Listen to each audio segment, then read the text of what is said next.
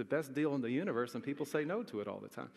Okay, but my job is just to give it to them and do that, okay? So I was in Ocala, Florida one time. I was speaking at some prisons over there.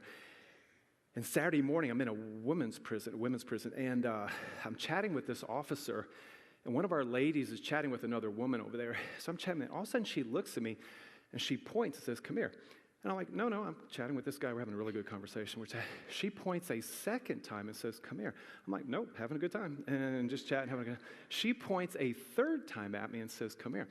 And I just can't figure, but then I realized, we're in prison. No one's going anywhere, right? Yeah, they're going to be there for the whole shift or 20 years. So I can come back. And I said, "I'll be right back, okay?" He said, "Sure." So I walk over there, and the lady says, "This lady needs to tell you something." I said, "Okay." She said, "My name is Dee Maurice." I said, "All right." She said, "I'm a convicted murderer."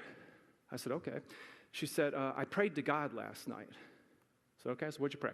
She said, "I prayed to God. I said, God, if you exist, okay, I want to meet Mark Cahill tomorrow morning." Okay? And my name's Mark Cahill. And that Saturday morning, I came waltzing into her prison on Saturday morning. So I looked at her and said, "Excuse me." I said, "Why did you pray that?"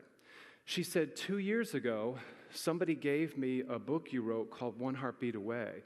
And I read that in prison, and it had a huge impact on me, just a deep, deep impact on me, okay?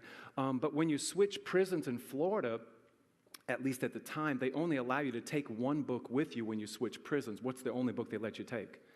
It's the Bible.